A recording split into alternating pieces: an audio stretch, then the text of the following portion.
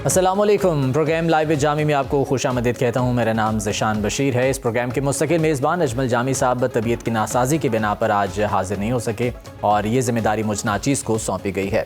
सियासी मामलात की अगर बात करें तो इस वक्त हमें खैबर पख्तूनख्वा की हुकूमत और वफाकी हुकूमत के दरमियान चपकलिश बढ़ती दिखाई दे रही है। सुहेल आफरीदी वज़ीर आला का मनसब उन्होंने संभाला, उसके बाद कुछ ऐसी चीज़ें हुई हैं जिस पर वफाक की जानिब से भी सख्त रद्द-ए-अमल आया है। वज़ीर आला खैबर पख्तूनख्वा सुहेल आफरीदी की ज़ेर सदारत कल एक अहम इजलास हुआ जिसमें कई अहम फैसले किए गए। स्पेशली उन्होंने जो वफाकी वज़ीर दाखिला ने बुलेट प्रूफ गाड़ियाँ फराहम की थी वो उन्होंने वापस कर दी। उन्होंने कहा कि ये गाड़ियाँ ठीक नहीं हैं और ये केपी पुलिस की तौहीन है कि इस तरह की गाड़ियाँ उन्हें दी जा रही हैं। इसके अलावा कुछ और अहम फैसले थे। काबीना का मामला भी अभी तक जो है वो हल नहीं हो सका, चूँकि इमरान खान से मुलाकात के हवाले से अभी मामला आगे नहीं बढ़ा। बैरिस्टर गौहर की आज स्टेटमेंट सामने आई। उन्होंने कहा कि अगर बानी PTI से ये मुलाकात नहीं हो पाती तो फिल वक्त 10 रुकनी काबीना तश्कील दी जाएगी और उसके बाद फिर खान साहब से मुशावरत के बाद इस मामले को आगे बढ़ाया जाएगा। इस पर रद्द-ए-अमल दिया जी आज वज़ीर मुमलिकत बराए दाखिला तलाल चौधरी ने, और उन्होंने कहा कि ये जिस तरह की सियासत कर रहे हैं नेशनल सिक्योरिटी इशूज़ पर, उससे ये लगता है कि दहशतगर्दों के खिलाफ, दहशतगर्दी के खिलाफ ये जंग आगे नहीं बढ़ाना चाहते। साथ ही साथ उन्होंने आर्टिकल 148 का जिक्र किया। कहते हैं कि इसके तहत सूबाई हुकूमत फैसलों में आज़ाद नहीं है। नेशनल सिक्योरिटी के हवाले से जो डिसीजंस वफाकी हुकूमत ले रही है, जो इकदाम कर रही है, वो उसी तरह से आगे बढ़ेंगे। वज़ीर आला के बदलने से वो डिसीजंस नहीं बदल जाएंगे। और यहाँ पर उन्होंने गवर्नर राज का भी जिक्र कर दिया जी। कहते हैं कि आईनी तौर पर गवर्नर राज की इजाज़त तो है लेकिन हम ऐसा इकदाम नहीं उठाएंगे क्योंकि पाकिस्तान इंतशार और फसाद की सियासत का मुतहम्मिल नहीं हो सकता। इन्हीं मामलात पर बात करेंगे। मेरे साथ जो गेस्ट मौजूद हैं मैं तारुफ करवा दूं। फैसल चौधरी साहब हमारे साथ हैं, माहिर कानून भी हैं। बहुत शुक्रिया फैसल साहब आपके वक्त का। डॉक्टर शिजरा मनसब साहिबा ने हमें ज्वाइन किया है, PMLN से इनका ताल्लुक है। डॉक्टर साहिबा आपको भी खुश आमदीद कहते हैं। फैसल साहब मैं आपसे गुफ्तगू का आगाज़ करना चाहूँगा। पहले तो ये बताइएगा कि आर्टिकल 148 के तहत तलाल चौधरी साहब कह रहे हैं कि सूबाई हुकूमत फैसलों में आज़ाद नहीं है और जिस तरह की सियासत की जा रही है नेशनल सिक्योरिटी इशूज़ पर, उससे लगता यूँ है कि जैसे दहशतगर्दी के ख़िलाफ़ ये जंग लड़ना नहीं चाह रहे, दहशतगर्दी के ख़िलाफ़ लड़ाई नहीं लड़ना चाह रहे हैं। क्या कहेंगे इस हवाले से आप? देखिए, जो तलाल साहब तो ज़ाहिर है क्योंकि सियासी आदमी है और साथ में सियासत भी इन्वॉल्व कर देते हैं। लीगली और कॉन्स्टिट्यूशनली ये बात दुरुस्त है कि जो बॉर्डर डिफेंस या पाकिस्तान की नेशनल सिक्योरिटी है उससे मुतल्लिक फ़ैसले जो है वो वफाकी हुकूमत का प्रीव्यू होता है और कोई भी जो सूबा है वो उस पॉलिसी पे राय देने का तो हक महफूज रखता है। और लेकिन अगर आप ये कहें कि वो अपनी पॉलिसी बनाएंगे तो वो मुमकिन नहीं है। लिहाजा क्योंकि पाकिस्तान जो है एक वफाकी आइन के तहत चलता है तो वफाक की कोई भी इकाई वफाक के जो नेशनल डिफेंस है के मुतालिक फ़ैसले हैं, क्योंकि आइन में कुछ काम वफाक के करने के हैं, कुछ काम सूबों के करने के हैं। लेकिन इसके साथ साथ जो वफाकी हुकूमत जो समझ नहीं रही है वो एक तो रखना डाल रहे हैं उनकी मुलाकात अपने जो पार्टी लीडर से करवाने में, जिसकी कोई लीगल, कोई कानूनी, कोई आइनी, कोई सियासी जो है वो बुनियाद नहीं है, मासवाए के वो एक हट धर्मी के। और ये जो चपकलश है ये खैबर पख्तूनख्वा के अवाम के फेवर में नहीं है और इसको जो है ये सियासत का मामला होना नहीं चाहिए। ये नेशनल सिक्योरिटी का मसला है। दोनों फ्रीकैन को अपने मामलात को दुरुस्त समत में आइन और कानून के मुताबिक लेके जाना चाहिए।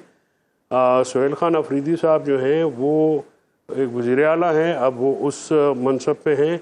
उनको अपनी जो पोजीशन है उसको भी मद्देनज़र रखना है। जो उनकी लोग हैं, मतलब अगर अफ़गानिस्तान के ऊपर अगर TLP से बात का तो मैं तो कायल नहीं हूँ। देखिए, अफ़गान तालिबान से तो गवर्नमेंट ऑफ पाकिस्तान ने बात कर ली है, दोहा में मुज़ाकरात हुए हैं और एक मुआहदा जो है वो बन गया है।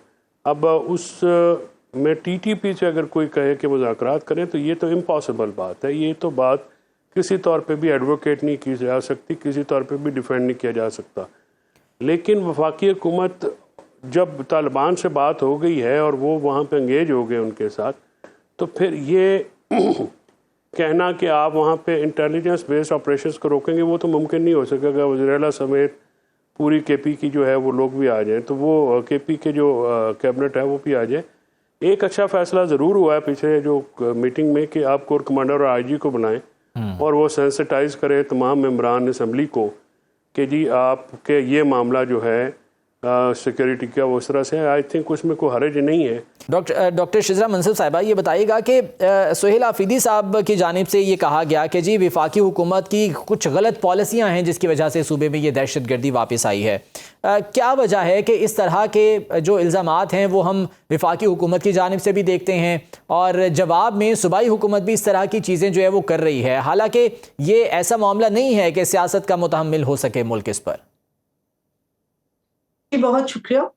बिल्कुल, देखिए कुछ तो ऐसी चीजें होती हैं जैसे कि फॉरेन पॉलिसी, सिक्योरिटी की जो चीजें हैं वो वफाक में करनी होती है, ये वफाक के फैसले होते हैं, इसमें सूबों के अमल दखल इस हद तक नहीं हो सकता। ये जरूर हो सकता है कि वो अपना मशवरा दे दे।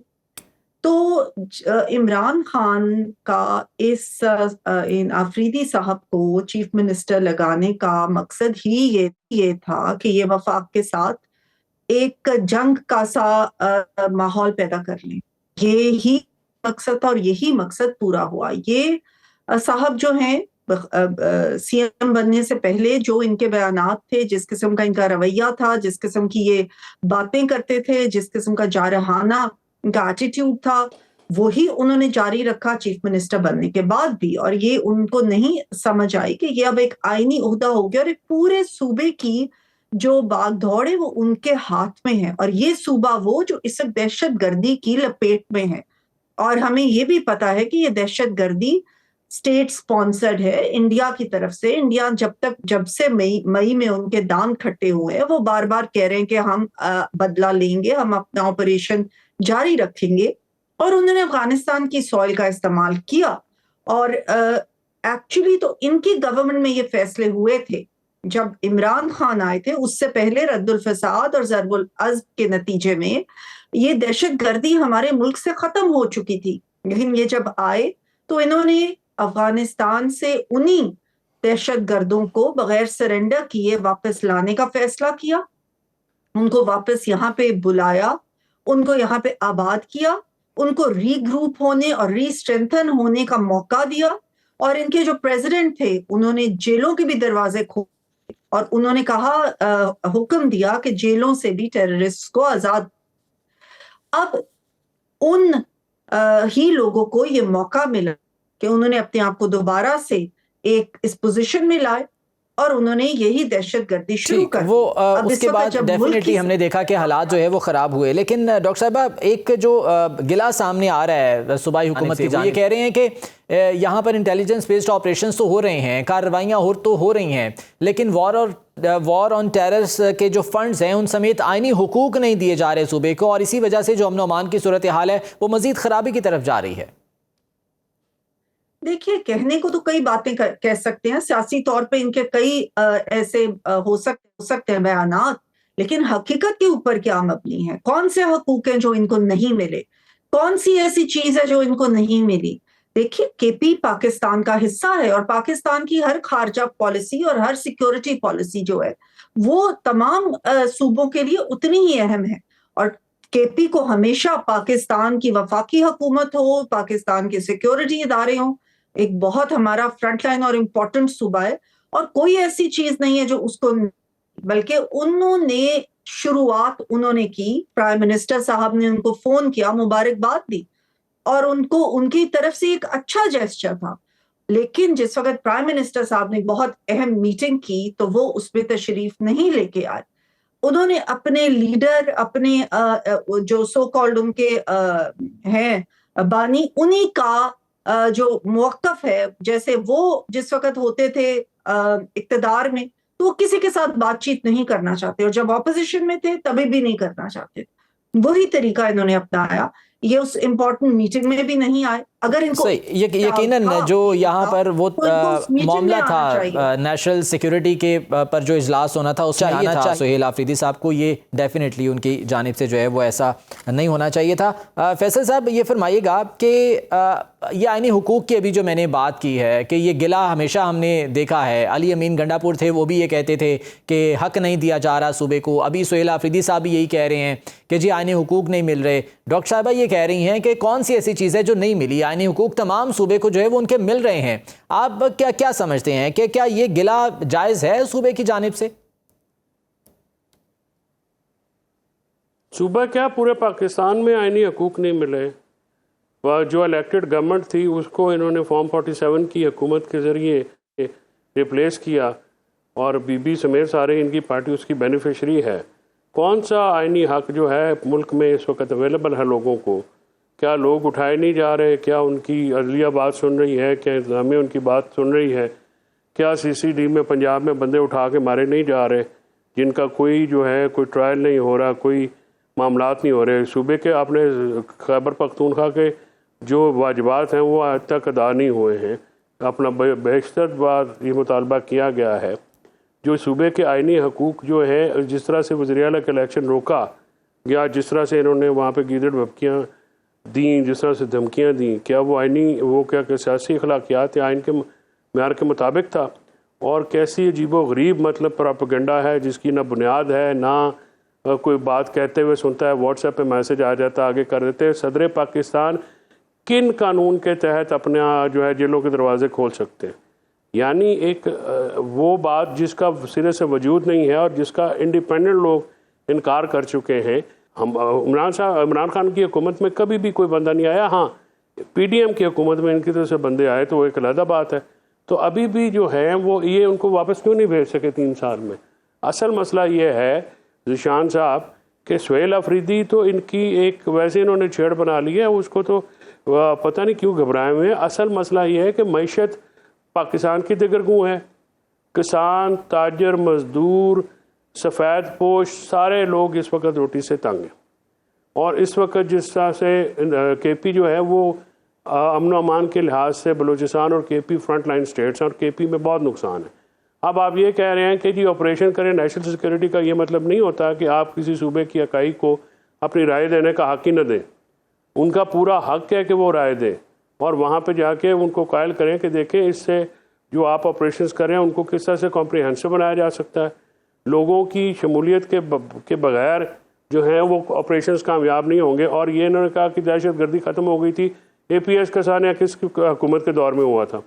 क्या उसके बाद लाहौर में कहाँ पे दहशत गर्दी पाकिस्तान का आज का मसला नहीं है? नेशनल एक्शन प्लान भी तो सर उसके बाद ही बनाया गया था, लेकिन उस पर भी वफाकी हुकूमत ये कहती है कि नेशनल एक्शन प्लान तो पंजाब में अमल हो रहा है, सिंध में अमल हो रहा है, बलूचिस्तान में अमल हो रहा है।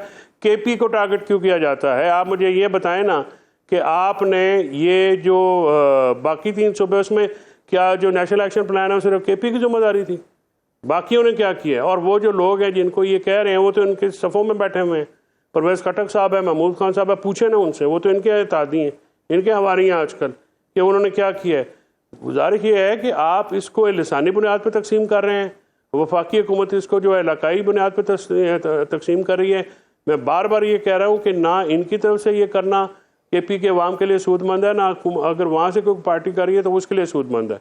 आप मौलाना फजल रहमान साहब से राय ले लें, आप दूसरी जमातों से राय ले लें, ऑपरेशन की खुल के हमायत कभी कोई करेगा ही नहीं क्योंकि वहाँ के मारूजी हालात इस तरह से हैं। अब आप ये कह रहे हैं कि जिन इलाकों में ऑपरेशन होना है उनके बंदों से पूछें ना। मैं बार बार आपको ये डिफ्रेंशिएट करके बता रहा हूँ कि जी TTP से मुज़ाकरात नहीं हो सकते, तालिबान से मुज़ाकरात हुए हैं, वो ही एक वाइबल ऑप्शन है आइन और कानून के तहत और इंटरनेशनल लॉज के तहत। TTP एक टेररिस्ट ऑर्गेनाइजेशन है, उसके साथ बात नहीं हो सकती। और टेररिस्ट ऑर्गेनाइजेशन जो है वो कोई एक मैं उनका टारगेट नहीं हो सकता, आप भी हो सकते हैं, शजरा भी हो सकती हैं, इनकी पार्टी भी हो सकती है, बाकी भी हो सकते हैं। सो इसको पाकिस्तानी बन के सोचें। इनका मसला ये है कि इनकी अपनी कारकर्दगी नहीं है, इनके अपने पैर जो हैं वो हवा में हैं और ये हर बात जो है ये डरते हैं। ये इमरान खान साहब की पॉपुलैरिटी से डरते हैं, उनकी जो है तमाम तर कोशिशों के बावजूद जो सुबह उनको शर्मिंदगी KP में हुई, एक आदमी नहीं तोड़ सके, पूरा इन्होंने टिल का जोर लगाया उसके। ये उनकी शर्मिंदगी। आप ना इनकी मैशत पे गिरफ्त है, ना इनकी अपना तजारत पे गिरफ्त है, ना लॉ एंड ऑर्डर की सिचुएशन पे गिरफ्त है। आप मुझे बताएं कि कच्चे का इलाका पंजाब और सिंध के दरमियान है, वहाँ पे क्या सूरत हाल है, या मतलब बाकी पंजाब में अमन अमान की क्या सूरत हाल है? आप ये गारंटी कर सकते हैं सही। कि इस वक्त जो है यही पॉइंट में लेके क्या हो रहा है पंजाब में? अमन अमान की सूरत हाल आना चाह रहा हूँ। डॉक्टर साहब, टीएलपी कहाँ से निकली? टीएलपी पेशावर से निकली थी। सही, मैं आता हूँ वापस। टीएलपी पेशावर से निकली थी। डॉक्टर साहब, ये तासुर आना, डॉक्टर साहिबा, ये तासुर इंतहाई ख़तरनाक है। जिस तरह से अभी फैसल साहब ने बात की कि एक तकसीम पैदा करने की कोशिश है, बेशक जो है बयानात जो आ रहे हैं सिर्फ उनसे तासुर आ रहा है, लेकिन ये आगे चलकर बहुत ज़्यादा ख़तरनाक हो सकता है। मुतासिबाना रवैया सूबों के दरमियान रखना, आप समझती हैं कि वाकई ऐसा है, और अगर ऐसा है तो फिर इसका हल क्या हो सकता है? देखिए, अनफॉर्चुनेटली मुझे इनकी आवाज बिल्कुल नहीं आई, इसलिए मुझे नहीं पता कि इन्होंने क्या कहा है बिल्कुल भी। लेकिन ये बात कि कोई ऐसी चीज वफाक की तरफ से हो रही है तो सरासर गलत बात है। अगर किसी एक शख्स के जारहाना रवैये और इस किस्म के बयानात के ऊपर अगर वफाक में से वफाक जवाब देता है और उसको वहां से वज़रा जो है वो जवाब देते हैं, तो उसका ये तो हरगिज मतलब नहीं बनता कि सूबे से कोई ऐसी चीज हो रही है या सूबे के लोगों के साथ कुछ ऐसी चीज हो रही है। जैसे मैंने पहले कहा कि पाकिस्तान एक है, पाकिस्तान के तमाम सूबे की उतनी ही अहमियत है और कोई ऐसा सोच या ऐसी चीज वफाक में हो ही नहीं सकती।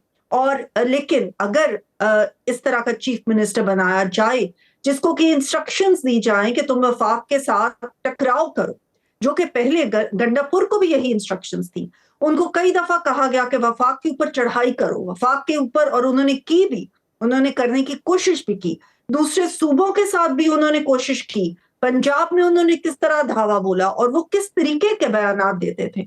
अब उन्होंने, अगर उनसे सेटिस्फैक्शन नहीं हुई कि वो दावे उनके मुकम्मल नहीं हुए, तो एक और नौजवान को लाया गया जिसको उससे भी ज्यादा समझा जाता है उनके लिहाज में कि ये ज्यादा जारहाना रवैया रखेंगे, ज्यादा इस किस्म की बातें करेंगे, और वो कर रहे हैं। अभी से उन्होंने एक दफा भी सूबे के बारे में बात नहीं की, सूबे के अवाम के बारे में बात नहीं की, अवाम के मसाइल के बारे में बात नहीं की। तो ये नहीं बताया कि मेरी क्या पॉलिसी हो, ये नहीं बताया कि मेरी अवाम के लिए क्या पॉलिसी होगी। तो ये अगर कोई पेशरफ्त हो रही है इस किस्म की, तो वो सिर्फ और सिर्फ चीफ मिनिस्टर इस वक्त के जो केपी के हैं उनकी तरफ से हो रही है। और अगर उनके इस रवैये के ऊपर कोई जवाब दिया जा रहा है तो इसका दूर दूर से मतलब नहीं लिया जा सकता कि ये सूबे के ऊपर कोई ऐसी चीज हो रही है या सूबे को अलग करके या अलग देखने की कोशिश की जा रही है। बल्कि इस वक्त हम समझते हैं कि जो आफत है वो इसी सूबे के ऊपर आई हुई है, और तमाम वफाक और तमाम सिक्योरिटी एजेंसीज इस वक्त बिल्कुल इस चीज के ऊपर फोकस्ड हैं कि ये दहशतगर्दी खत्म की जाए इस सूबे के अंदर से। सही, ये दहशतगर्दी बिल्कुल ख़त्म होनी चाहिए, लेकिन उसके लिए है कि हम आहंगी पैदा हो सूबाई हुकूमत और वफाकी हुकूमत के दरमियान। मुझे भी एक ब्रेक की तरफ जाना है, ब्रेक से वापस आएंगे, गुफ्तगू का सिलसिला यहीं से आगे बढ़ाएंगे, हमारे साथ रहिए। ब्रेक के बाद आपको एक बार फिर से प्रोग्राम में खुशामदीद कहता हूँ। फैसल साहब, अभी ये जो हालात चल रहे हैं या जो बयानात आ रहे हैं और जिस तरह की हम मुखालफतें देख रहे हैं, उसके बाद एक बार फिर से गवर्नर राज का जिक्र शुरू हो गया। तलाल साहब ने आज बात की है, कहते हैं कि जी गवर्नर राज की इजाज़त तो है लेकिन हम नहीं चाहते कि ऐसा इकदाम हम करें। आप समझते हैं कि कोई ऐसा स्टेप लिया जा सकता है गवर्नमेंट की जानिब से? देखिए सर, ये हुकूमत कोई कुछ भी नहीं कर सकती। ये गवर्नमेंट जो है सुहेल खान अफरीदी से इतनी डरी हुई है, उसको हम पटवारी में कहते हैं तरठी हुई है। यानी ये इनके जो है कलाबाजी खाना शुरू कर देते हैं उसके नाम के ऊपर। वो जी उसने ये बयान दे दिया, उसने वो बयान दे दिया। तो बयान तो लोग देते रहते हैं। आपके बयान कोई अपना, आपके लोगों के बयान कोई फहम वाले होते हैं, फरासत वाले होते हैं। आप लोगों ने धमकियाँ लगाई कि देखें हम 22 बंदे तोड़ देंगे, हम 22 किधर गए फिर वो?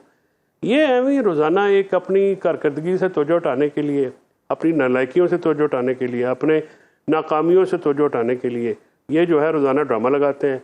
ये आप ये कह रहे हैं जी कि हमांगी किस तरह से, इस तरह से होती है कि आप एक वज़ीर-ए-आला जो है वो जेल में मिलने आए, आप उसको मिलने ना दें, और वज़ीर-ए-आज़म कहते हैं मैं पूछ के बताऊँगा। वज़ीर-ए-आज़म किससे पूछेंगे? वज़ीर-ए-आज़म से ऊपर भी कोई अथॉरिटी इस मुल्क में है कि वो कहे जी कि मैं पूछ के बताऊँगा? मतलब एक अजीबो-गरीब मजाक हो सकता है कोई आईनी कानूनी मुशावरत करनी हो उन्होंने। अच्छा, हो सकता है वो आईनी कानूनी मुशावरत किससे करनी थी, मतलब आप बता रहे हैं तो ज़रा मुझे वाज़े कर दीजिए कि वो आइनी और कानूनी मुशावरत किससे करनी थी उन्होंने?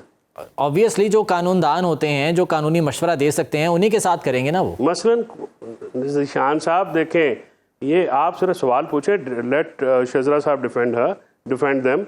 गुजारिश ये है कि आइन आप अटॉर्नी जनरल जो हैं वो आके बात कर लेते। अगर आइनी कानूनी बात करनी थी तो वज़ीर-ए-आज़म कहते जी मैं अटॉर्नी जनरल को कहता हूँ आपसे बात कर लेते हैं।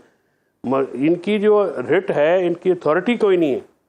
अडयाला जेल में अगर इमरान खान साहब से किस असूल की बुनियाद पे मुलाकात नहीं कराई जा रही, किस असूल की बुनियाद पे, कौन से सियासी अखलाकियात के तहत, कौन से आइन और कानून में ये उनकी मुलाकात अमर माने है, कौन से प्रिजन रूल्स में या प्रिजन एक्ट में ये मुलाकात नहीं हो सकती। मुझे सिर्फ ये बता दें कि 4 करोड़ लोगों का इलेक्टेड नुमाइंदा, जिसको इन्होंने हर तो मतलब भरपूर कोशिश के बाद जब इनको एक मुंह की खानी पड़ी है तो ये उसको मिलने नहीं दे रहे। फिर आप कैबिनेट जो है उसकी मुकम्मल, उसकी जो गवर्नमेंट है उसको जानबूझ के इनकम्प्लीट रख रहे हैं। तो मुझे ये बताएं ना कि उसका कोई असूल ज़ाब्ता भी होगा, या जो इनकी मर्जी है कि ये बादशाहत में हम रह रहे हैं या ये कोई मुल्क है। वैसे तो इस मुल्क में इदारा इन्होंने छोड़ा कोई नहीं है, ना पुलिस छोड़ी है, ना FIA छोड़ी है, ना अदालत छोड़ी है, ना पार्लियामेंट छोड़ी है। हर चीज़ जो है वो इंतज़ामिया के नीचे है, एग्जेक्टिव किताबें है। और ये इनकी कारकर्दगी है कि ना मुल्क में आइन रहने दिया, ना सियासी अखलाकियात रहने दी, ना इन्होंने कोई कानून रहने दिया। जो अपना दिल करता है जिसको उठा के ले जाओ, ना उसका पता लगे, वो आप उठा के गिरफ्तार करें बंदों को तो अदालत में पेश करें। क्यों नहीं पेश करें राजेश अब्बास भट्टी को? 3 दिन हो गए, क्यों नहीं पेश करें? आप जो FIA के लोग हैं वो किधर हैं? उनको पेश तो करें। CCD में क्या मतलब क्यों लोगों को मारा जा रहा है उठा के? ठीक, इसका कोई जवाब है किसी के पास? सही। चलें डॉक्टर शजरा साहिबा, ये जो इस तरह की चीज़ें आती हैं, सख्त बयानात आते हैं वफाकी हुकूमत की जानिब से, ऑब्वियसली इस पर सूबाई हुकूमत अपना रद्द अमल देती है और यही चीज़ें ट्रिगर करती हैं, फिर मामलात जो है वो ख़राबी की जानिब जाते हैं। अभी ये जो गवर्नर राज के हवाले से स्टेटमेंट आ गया तलाल साहब का, या इस बारे में दहशत गर्दी के ख़िलाफ़ जो जंग जारी है इस बारे में जो स्टेटमेंट्स आ रहे हैं, आप नहीं समझती कि विफाक को जो है वो बड़ा होने के नाते, डेफिनेटली जिसके पास अथॉरिटी होती है बड़ेपन का मुजाहरा उसको करना चाहिए, बड़े होने के नाते कुछ यहाँ पर सूबाई हुकूमत के साथ हम आहंगी पैदा करने के लिए, मामलात बेहतर करने के लिए एक स्टेप आगे आना चाहिए उसको? देखिए, वफाक ने हमेशा अपनी जिम्मेदारी संभाली है और निभाई है, और ये कहना कि जो सूबे हैं, सूबों के पास भी बहुत इख्तियारात होते हैं, उनके पास भी अपने पूरे इख्तियारात है, अपने सूबे को कैसे रन करना है, उसके लिए क्या करना है, उनके पास इख्तियारात हैं।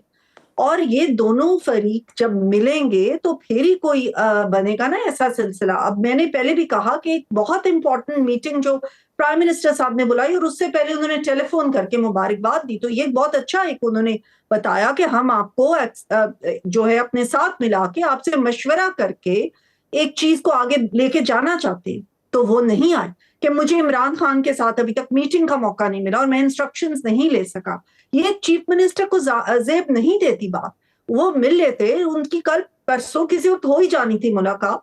ये कोई ऐसी बात नहीं थी कि जिसको लेके एक पाकिस्तान की सिक्योरिटी के बारे में जो मीटिंग है, उनकी पार्टी के बानी चेयरमैन है, उनकी गाइडलाइन के साथ ही उन्होंने आगे बढ़ना होता है, मुलाकात करवा देनी चाहिए, इसमें कोई हर्ज तो नहीं है। मुलाकात, देखिए मुलाकात हो जाएगी। अब अगर ये कहा जाए कि एक स्कूल के बच्चों की तरह एक एक लफ्ज उन्होंने चेयरमैन की इजाजत के साथ बोलना है, तो फिर वो चीफ मिनिस्टर कैसे बन सकते हैं या कैसे ये फैसले कर सकते हैं, कैसे ये सूबा रन कर सकते हैं? कि कोई भी फैसला होगा, एक चीफ मिनिस्टर को तो दिन में कई फैसले करने पड़ते हैं, कई चीजें करनी पड़ती हैं, तो हर दफा फिर भागा करेंगे वहां पे। ये तो बहुत मेन चीजें हैं। और एक चीफ मिनिस्टर सूबे का है, पाकिस्तान की सिक्योरिटी। सब जरा बात सुन ले, मैं आता हूँ आपकी जानिब, जरा डॉक्टर साहिबा की बात मुकम्मल होने दें। जी डॉक्टर साहिबा। देखिए, और क्योंकि ये जो भी बोलते रहे हैं मुझे इनकी आवाज भी नहीं आ रही और इन्होंने काफी लंबा टाइम लिया है, तो अभी इस वक्त मुझे ना इंटरप्ट करें, इनसे मेहरबानी करके कहें। और अगर वो ये नहीं कर सकते तो फिर उनको चीफ मिनिस्टर बनने का हक क्या? जब एक वफाक की तरफ से अच्छा जेस्चर गया था तो उनको भी उसका जवाब रेसिप्रोकेट करना पड़ेगा। और जब उन्होंने पहली तकरीर की तो पहली तकरीर भी उनकी कोई ऐसी नहीं थी जिसके बारे में कहा जा सके उन्होंने बिल्कुल बेतुकी बातें की, और बल्कि उनकी अपनी जमात के लोगों ने कहा कि वो तो अभी अंडर ट्रेनिंग है इसलिए उनको पता नहीं है। ये टीवी के ऊपर कहा गया। तो इस किस्म की चीजें जो है ये उनकी तरफ से हुई हैं। अब यहाँ पे कहा जाए कि वफाक जो है वो सारी इन बातों को, सारी इन चीजों को इग्नोर करे और कहे कि नहीं बैठे इंतजार कर रहे हैं आपका, कि ये तो ऐसा नहीं हो सकता। और जो तलाल साहब ने बात की है, उन्होंने एक आईनी बात की है कि आइन में इस चीज की गुंजाइश है। उन्होंने ये नहीं कहा कि हम को गवर्नर राज लगाने जा रहे हैं या हम ये सोच रहे हैं। उन्होंने सिर्फ ये कहा कि ये आइन में गुंजाइश है लेकिन हम नहीं करेंगे। लेकिन सूबे को जो इम्पोर्टेंट सिक्योरिटी के इश्यूज है उसमें वफाक के साथ मिलके चलना है, ना कि ये कि एक अपनी लाइन बना ले और वो कहे कि जी मैं एक इंसान आके अपनी बातें करूंगा, अपनी पॉलिसी दूंगा और इस पॉलिसी के ऊपर अमल किया जाए। ऐसा नहीं हो सकता। सही, ठीक है। फैसल साहब, बात सुनिए आपने, आप कुछ कहना चाहेंगे? मेरे पास बिल्कुल लास्ट मिनट है। देखिए, जो सबसे ज़्यादा कठपुतली और अथॉरिटी लेस जो पोजीशन है वो तो प्राइम मिनिस्टर की है। वो कह रहे हैं जी कि मैं पूछ के बताऊंगा। जब उन्होंने फ़ोन किया तो सुहेल अफरीदी ने शुक्रिया अदा किया, मीडिया पे भी बात की।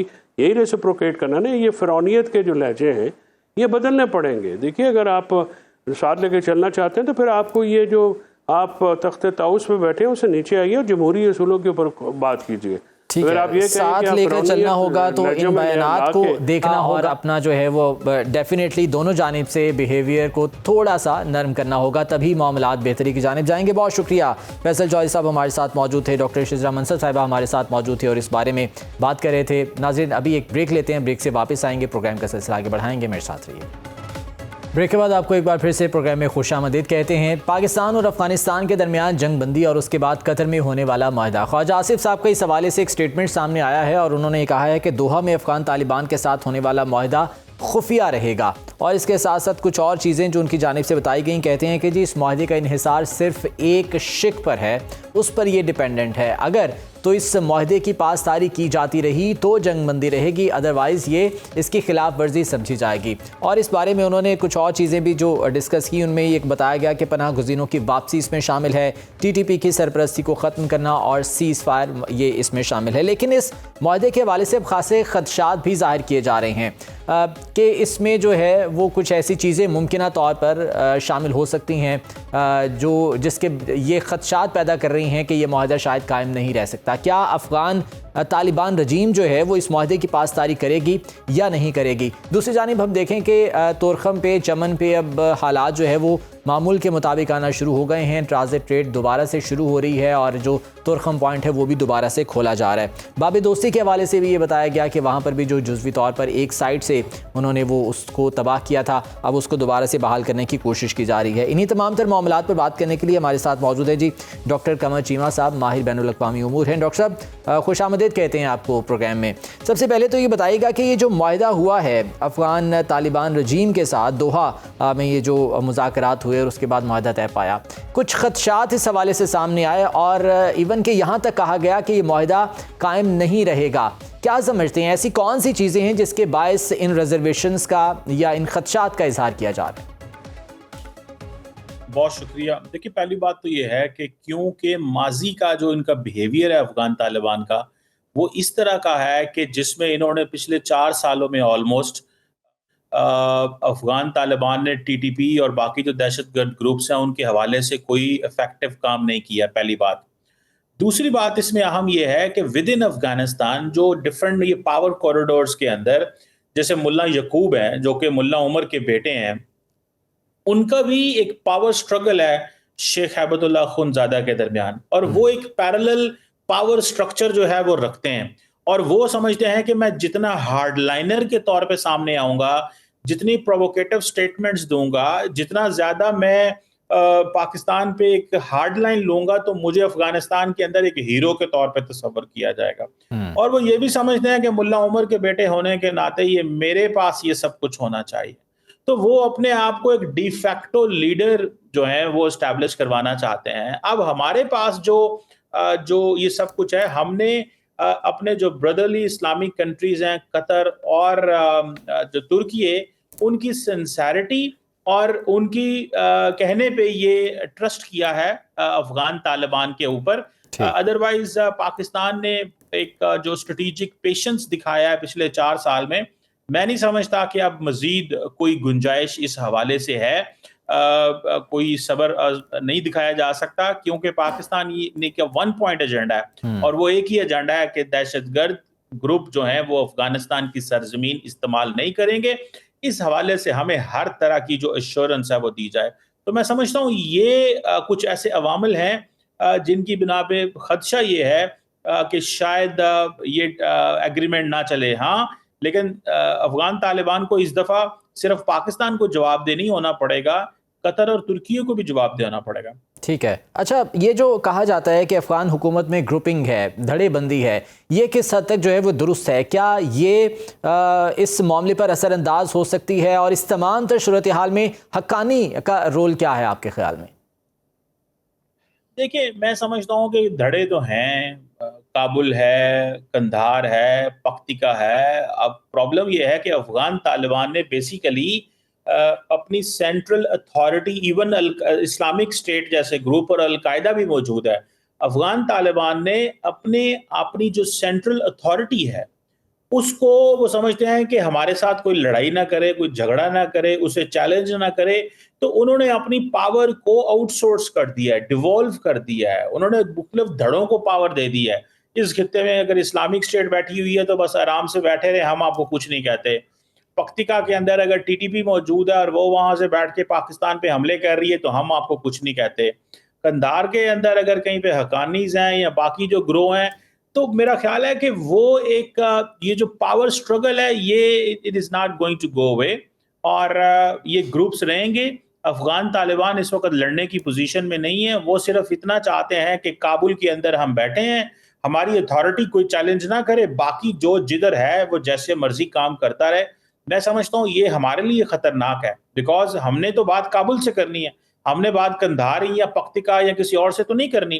तो जो ममालिक अफगान तालिबान के साथ इंगेज करना चाह रहे हैं उनको इस चीज़ की समझ होनी चाहिए कि भाई अफगानिस्तान में तालिबान को चाहिए कि अगर मरकज काबुल है तो फिर अथॉरिटी भी वहां पे हो। अथॉरिटी अगर आप डिसेंट्रलाइज कर देंगे और ग्रुप्स को कहेंगे कि जैसे जैसे जहां जहां आपने ऑपरेट करना करते रहे, तो मैं समझता हूं कि उससे बहुत सारे ममालिक, पाकिस्तान जैसे मुल्क जिनका पेशेंस जो है वो अब जवाब दे चुका है, क्योंकि हम तकरीबन 4 सालों में कुछ 4000 के करीब हमारे लोग शहीद हो गए हैं। और वो सिर्फ हम इस चीज़ को तो नहीं देखेंगे कि ये जनाब हमारा ऐसा मुल्क है जी, हम अभी ये हुकूमत में आए हैं, ये बैठे हैं, ये मुल्क संभाल रहे हैं, अभी इन्हें कुछ वक्त लगेगा। मैं समझता हूँ कि वो सारे वक्त, वो जो ग्रेस पीरियड, अपॉर्चुनिटी, सब कुछ खत्म हो चुका हुआ है। तो मेरा ख्याल है कि ये ही है कि खारजियों को सपोर्ट बंद करें, टेरर ग्रुप्स की सपोर्ट जो है वो बंद करें, और पाकिस्तान को एश्योरेंसेस दिलाएं, तभी जाके चीज़ें जो हैं वो राइट ट्रैक पे आएं। डॉक्टर साहब, आपने कहा कि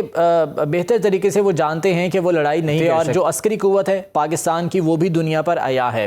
अब ऐसी सूरत हाल में हक्कानिया से देवबंद तक आप समझते हैं कि अब जो है वो दिल्ली के साथ कुर्बतें मज़ीद बढ़ चुकी हैं, या मुकम्मल तौर पर इंडिया के साथ इनका गठजोड़ हो चुका है? अमीर मुत्तकी वहाँ पर बैठ के जो कश्मीरी हैं उनकी स्ट्रगल के हवाले से नेगेटिव स्टेटमेंट्स दे रहे हैं, तो इस बारे में क्या कहेंगे? देखिए, ये आज इंडिया ने अपनी जो एम्बेसी है, जो अपना टेक्निकल मिशन है, उसको एम्बेसी में एलिवेट कर दिया आज।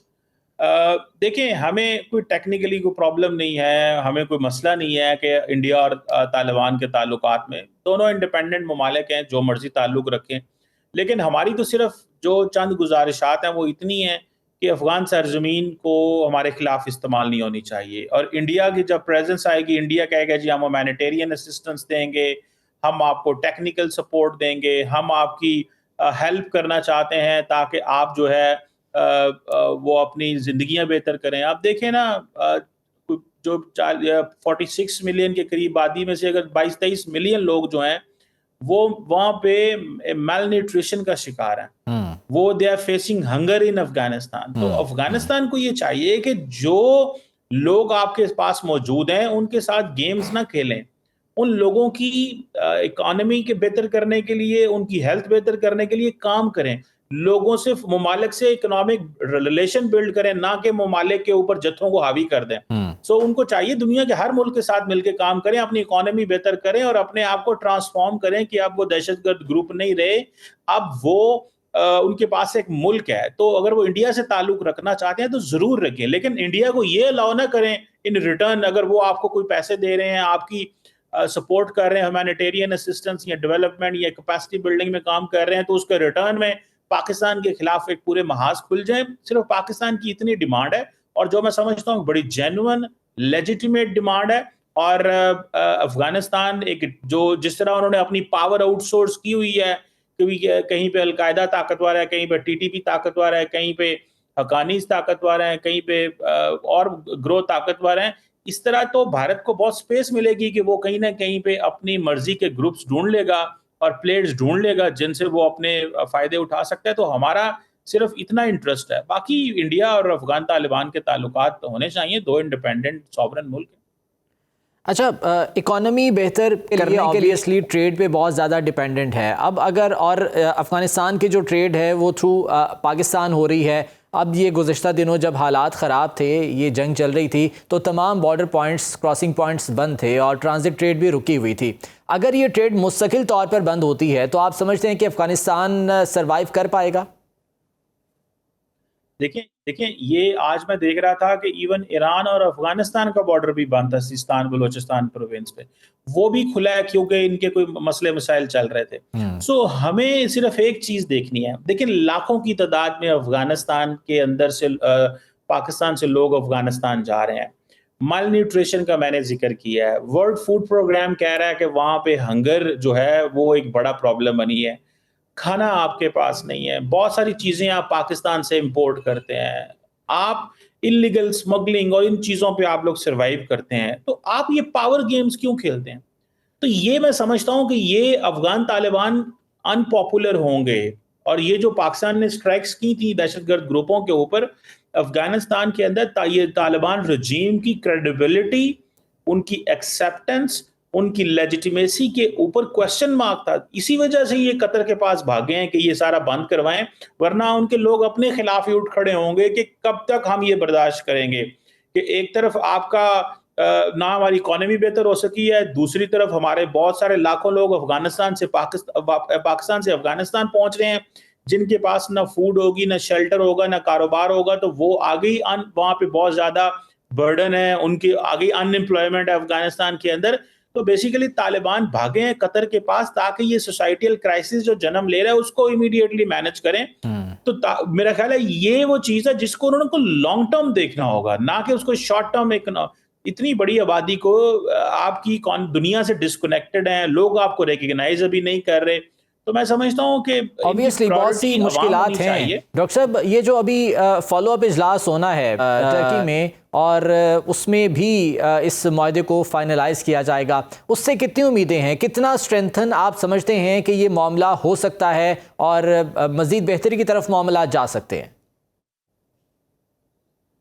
देखें, इट ऑल डिपेंड्स कि अफगानिस्तान जो है वो कितना अपनी बात पे कायम रहता है, और टाइम बाय किया उन्होंने, और टाइम बाय करने के बाद क्या वो अपनी रवश पे कायम रहते हैं, वो उसी तरह टीटीपी को और बाकी ग्रुप्स को अलाउ करेंगे कि पाकिस्तान पे हमला करे, या वो उन्होंने वाकई सबक सीखा है? तो ये तो डिपेंड करता है अब उनकी नीयत पे है, और जो पार्टनर्स बीच में इन्वॉल्व हैं, कतर एंड तुर्की, उनके ऊपर डिपेंड करता है कि वो क्या कितने को कंट्रोल रखते हैं अफगानिस्तान के ऊपर। इससे पहले भी यूएई वगैरह के साथ एग्रीमेंट्स हुए थे और वो गारंटर थे, लेकिन अफगान तालिबान भाग गए। तो आहिस्ता आहिस्ता अफगान तालिबान अपने ही ऑप्शंस कम करेंगे अगर वो इन चीज़ों को अहमियत जो है वो नहीं देते। ठीक, ऑब्वियसली पूरी दुनिया जो है अब ये जान चुकी है कि किस तरह से अफगानिस्तान की सरजमीन से होती है और पाकिस्तान किस तरह से इन कार्रवाइयों को कंट्रोल करे। बहुत शुक्रिया डॉक्टर कमर चीमा साहब, माहिर बैनुल-अक़वामी उमूर, हमारे साथ मौजूद थे, इस बारे में गुफ्तगू कर रहे थे।